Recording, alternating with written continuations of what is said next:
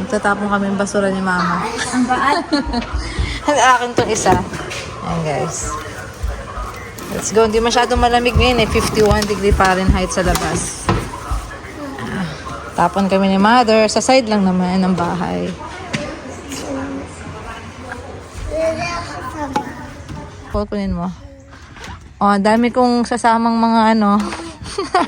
Nagtatapon lang ng basura. Dami namin. Hindi na kasi malamig. Kaya masarap na lumabas mano. Ayun, sinyaras mo kuya. Oh, wala na. Natapon na namin. Wala pa kayo. Yan, dyan na siya. Ang dumi ng labas namin. Makalat-kalat ba? Ay, ngayon na tayo ulit nakalabas ang lungga natin. Yan yung aso ng kapitbahay. Pwede ako mag-play kami ni Mama. Oo, pwede. Si Mama. Oh, dahan-dahan ka. Ang aso na. Naku. Yan. Si Vilma nagtatapon. Oh, yan. Ako na. Sige, ako tagahawak dito. Oh.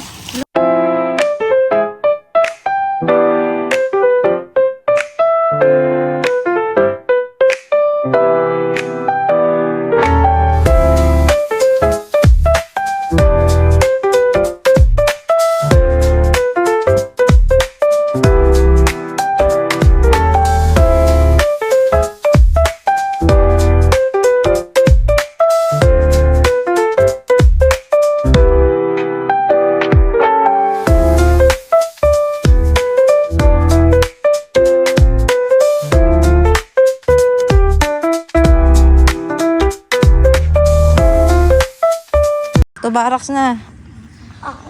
Ano na tayo ng aso. Tinatahulan na tayo ng aso natin. Ay, ng aso ng kapitbahay. Maghugas ng kamay. Pwede maglaro.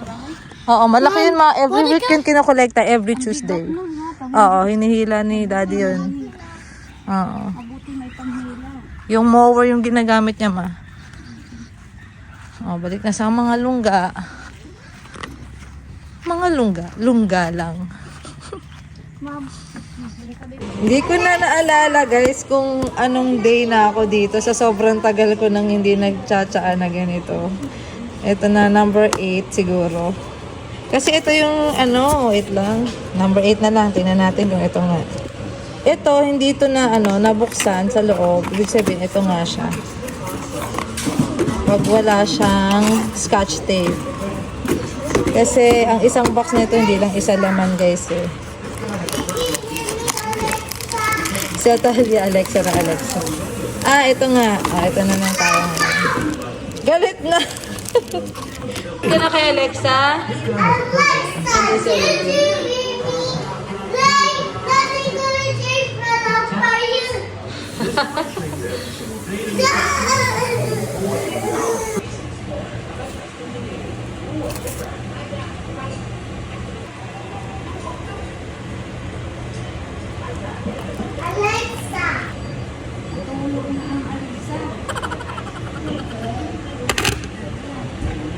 Kuya, may ginagawa siya guys. So,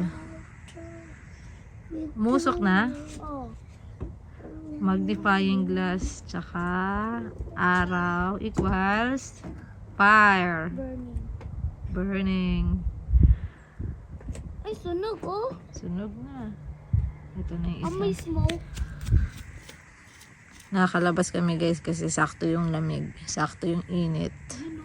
Uy, grabe. Tingnan mo guys oh. Sunog na ha?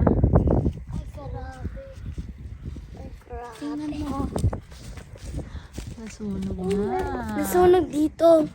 Kamo. Galing ah. Tawang-tawa si girl. Ano tayo? Ako tayo.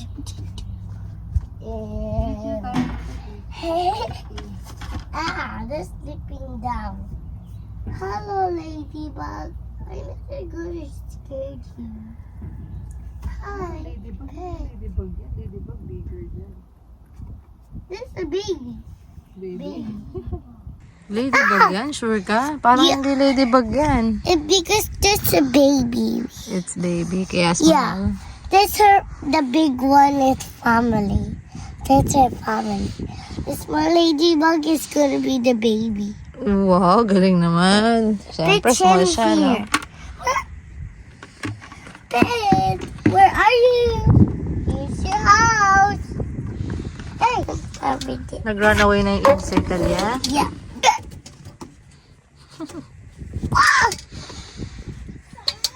Ah! I love this. I love this. Super. Oh, it's even this.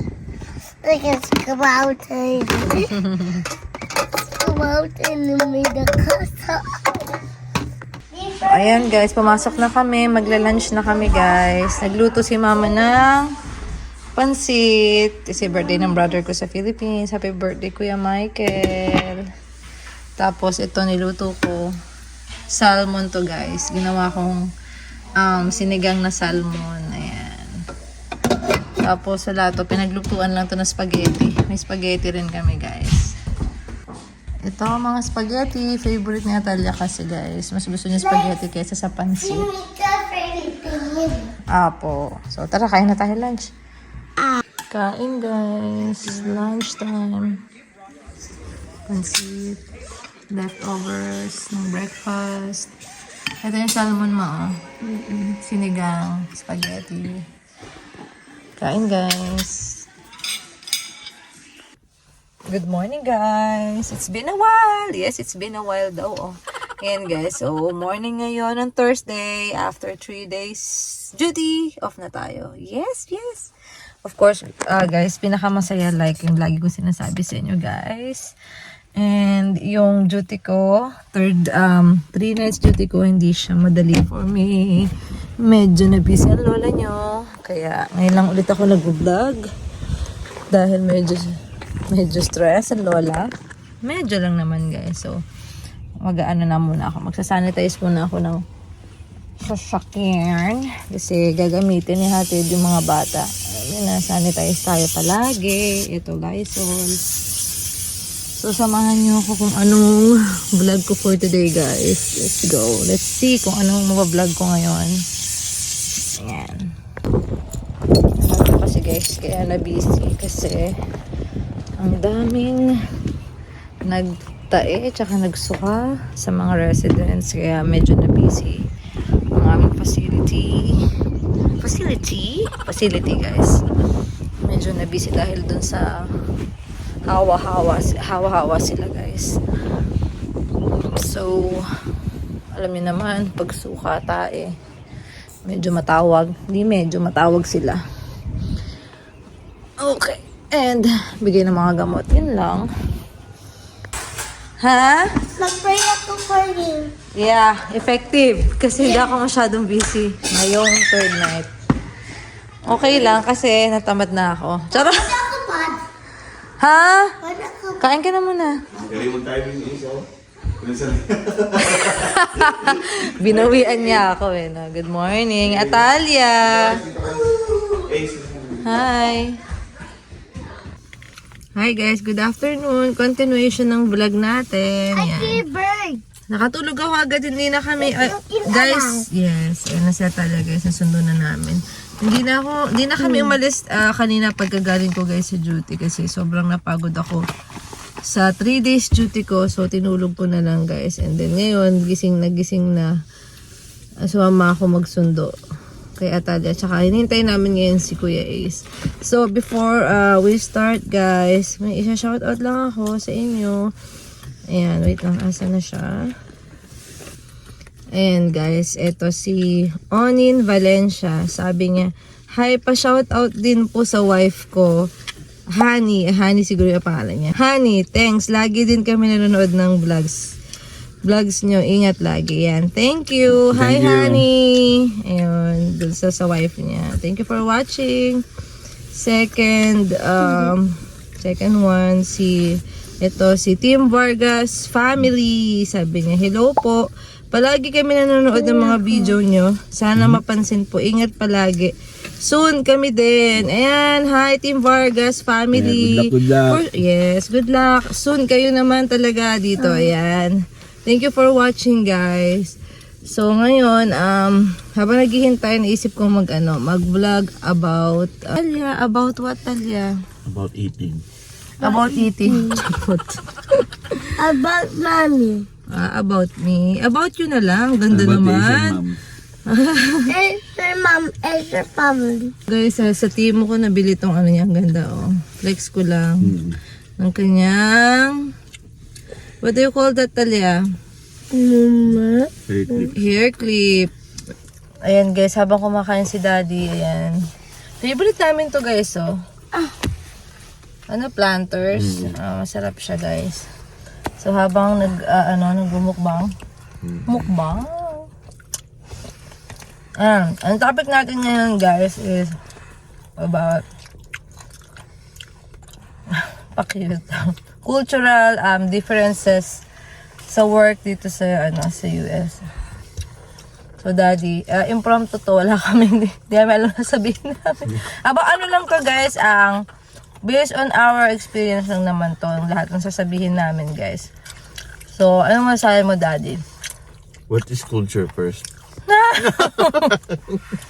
Kaloka ka. Ano nga, yung pagkakaiba, kung paano sila magtrabaho dito versus yung Napansin ko lang, yung mga Amerikano. Ewan ko lang kung sa lahat ng American citizen. Pero sila blunt sila masyado, tsaka direct to the point. Tsaka hindi sila, therapeutic. Kumbaga sa atin sa mga Pinoy, di ba nag-iisip pa? iisip na sasabihin. Hindi sasabihin, para hindi makasakit sa kanila, diretso talaga eh. Totoo yun. Asarin ka pa. Asarin ka pa din. Totoo yun. Kung yung mga Pilipino, iniisip natin Hanggat kung maaari umiwas, di ba? umiwas Sa gulo. Ang gulo. Sila kung ano yung nasa nila, sabihin nila. Direct to the point nga guys. Totoo yun. Ayun nga guys, direct to the point. Ano pa ba? Hindi na sila, yung pag-work sila, as long as available ka, okay. Kahit marami kang tato. Kahit yung marami piercing. Naka-t-shirt, so mga t-shirt ka lang, gano'n. Wala sa kanila yun. Mga sweatshirt ka lang. Yeah. Kasi parang nakasanayan natin sa Philippines parang well-groomed. Well-groomed yung Dapat puti talaga, dapat walang gusot. Yung uniform, no? Walang tato, dapat clean cut. Oo nga, no? Dito, kahit long hair ka, walang problema eh. Kahit ilan ka. Ano pa ba? Ulit ka. Tapos sila dito, sa work, masasabi ko na hindi sila katulad natin na yung mga Pilipino talaga, parang laging may extra mile talaga tayo, no? Oo, sobra. Sobra. Sila parang magawa lang nila yung trabaho nila. Okay na sila. I mean, hindi sila hahanap ng extra mile para gawin yung Excellent. bagay. Kung kahit hindi mo work, parang nagagawa mo rin. Kahit yung tulong mo rin sa CNA, gano'n. Magsagot ng lights. Hindi kasi lahat ng nurse guys dito, tinutulungan yung CNA nila para sagutin yung call light. Gano'n. Hindi sila gano'n. Ano lang yung trabaho mo, yun dun lang nakafocus. Yung makaramihan din sa kanila, di ba? So, mga mga Pilipino, extra mile natin yung actually, pagka umilaw, tumunog yung call light, parang agad, mabilis na nasasagot pagka sa atin, di ba, sa Pilipinas. Sila dito, hindi ko alam kung sa lahat eh. Hindi kasi long term kami. Pagka umilaw, yung iba, matagal nila bago masagot. Ganon, pagkakaiba. Kahit wala namang ginagawa yun. Oo, kahit nagdadaldalan lang sila guys. Kahit tas magreklamo pa sila na pagod sila. At saka pa ba? Sa Pilipinas, di ba, all around yung nurses? Wala. Ayan siya. Lahat ginagawa ng nurses. Nag-a-assist tayo, nagda-diaper change pa nga sa Pilipinas, di ba? Oo, or tumutulong. Dito, yung NA yung talagang sa long-term facility, yung CNA yung halos lahat. Halos lahat gumagawa, guys. So, ayun nga, yung dito, CNA yung ano talaga, yung pagod na pagod sa kakapalit ng mga diaper change. Ano pa ba? Tsaka lahat, Nag-a-assist. pagka, yung nurse sa Philippines, lahat ginagawa, guard, housekeeping, lahat ng aid, parang lahat sa'yo na lahat. Lahat ay gagawin mo sa Philippines, dito talaga, toka-toka talaga. Yeah. Ikaw na lang talaga kukusa mag-extra mile kung gusto mo tulungan yung mga NA mo, ganun. Oo. Yari, di naman busy, ganun. Pero di naman lahat ng nurses sa facility, ganun.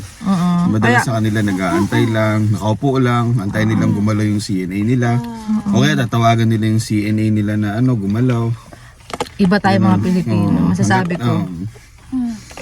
Hanggat maaari, kino-cover natin yung mga CNA kung kaya naman. Kaya tuwan-tuwa rin sila sa atin na makapartner tayo, makatrabaho dito guys. Dahil dun sa gano'n nating work Work culture, work ethics guys. Tapos ito pa guys, napansin ko sa kanila, yun nga, direct to the point talaga sila. Kunyari, meron din sa empleyado guys, pag nagkakasamaan sila guys ng loob, dito ako na yung parang ibang iba, talagang harap-harapan guys, mag-aaway sila sa harap nyo, no? Daddy, no? Sasabihin nila na nasisigawan sila, no? Culture shock nga ako sa gano'n nila eh. Sigawan, tapos maya-maya bati na sila. Maya-maya nag-uusap na sila ulit. Oo guys, gano'n Ganun lang sila. sila. Sasabihin nila talaga I-express lang talaga nila yung feelings sila. noon talaga, nag-aaway talaga sila. Sa harap ko dati. Sabi ko, walang ganito sa Pilipinas pag nag-away, tahimik lang. Tapos parang backstabbing no, Dad? Backstabbing. Yun ang uso. Yun ang uso sa Pinas, backstabbing dito talaga, Talaga on the spot. Mo na lang ka sa likod. Nagba-backstab din sila pero kami lang nakakarinig. Minsan mahirap pagtiwala sa kanila kasi pagka nakikita mo pag okay sila nung first person tsaka second person. Kunyari okay sila, nakikita mo nag-uusap-usap. Maya-maya yung second person sinisiraan na yung first person, ganun. Ganun. Kaya minsan mahirap pagtiwala, dapat chill lang. Oo, dapat nasa ka lang, neutral ka lang, relax ka lang guys. Ayun. Ayun, tapos isa pa guys, yung about sa pagli-leave, yung mga PTO naman. Hindi ka magigilty na mag-PTO, Daddy. Ganun. Kasi parang or mag-ask ng leave. Tama ba? Kasi sa Pilipinas parang hipahirapan mag-leave. Oo, kasi dito parang talagang rights mo na mag-leave. So, hindi yung parang konsensyahin ka pa na mag-leave or mag-call in. Parang on-call tapos ayusin pa yung schedule. Ganun mag-leave. Yung parang, bawal ka na, ganito. Fix yung schedule, ganun, maliban na lang, maghanap ka pa ng ka-change schedule. Yeah, dito, basta ma-file mo, meron kang PTO hours, wala silang problema. Naranasan ko nga, a week before nakapag-file ako kahit na yung rules dito is dapat ilang weeks prior or a month prior. Napayagan pa rin ako guys, so yun. Kahit sabihin mo understaff sila, tapos gusto mo mag-file ng PTO as long as meron ka na naman nagagrant, hindi siya yung pahirapan. Sila nang bahala. Sila nang bahala maghanap, parang problema na nila. Naalala ko yung pag nag-PTO ka tapos nag-sick leave ka, hindi ka na nila papapuntahin sa ER guys para lang yeah, oo. Kasi sa Pilipinas dati, kailangan pa pumunta sa sa ER para magpa-medical. May sakit ka na nga, di ba? Papag-medicaling ka pa. Tapos dito, certificate pa kailangan. Ayos, di ba? Dito paalam ka lang, okay na. Paalam ka lang ng tatawagan mo lang. Gusto nung katulad sa amin, nung namin, boss namin, tatawagan siya, ganyan. Ganun lang. Okay na, pag natawagan mo, wala nang marami pang paliwanagan, ganun. Ganun yung nila, pagkakaiba guys. Ayun. Tapos yung sa pag nagmi-meeting, 'di ba dati pag nagmi-meeting halos yung leaders lang yung nagsasalita. Dito dito talagang kala mo magtotropa lang eh. Oo, very talaga sila expressive sila masyado. Sobra guys. Kung yung sama nung nila, kayang-kaya nila yung sabihin, i-voice out lahat, na kasi marami nakikinig. Oo. Kahit, oo, mas okay nga yun na napo-voice out din talaga yung concern. Hindi yung parang, Hindi nila tinitingnan kung sino yung kausap, walang boss. Walang boss, ano, o nung parang lahat pag-meeting. pantay-pantay talaga. yeah, parang every, voice, pinapakinggan nila, yes. Walang palakasan system, walang ano. Oo, hindi ka mahiyang mag-voice out, ganun guys. And ayun, ano pa ba? Since kami lang din yung naiiba talaga, sa kami naiiba, na hindi naman namin na-feel, swerte kami guys din sa work namin. Hindi namin na-feel na na Iba tayo, no? iba, maano sila, Bilong na bilong tayo sa... maano sila, mababait sila dito sa napuntahan namin guys. Hindi kami nahirapan mag-adjust na So far, hindi naman kami nahirapan. Pero hindi, sa katagalan, hindi mo mapapansin mo na may mga ugali rin sila na, Pero syempre, grabe naman, sila na mahiya sa atin kung tayo pa yung magkaroon ng kagalit dyan, di ba? oo, may Mahiya na kasi talaga kami. sila. Oo. Very neutral lang din naman kasi kami sa work guys. So, Parang sila na talaga may problema pag nagkaroon pa ng issue sa amin. Kasi tayo mga Pilipino, naniniwala ako tayo magtrabaho guys.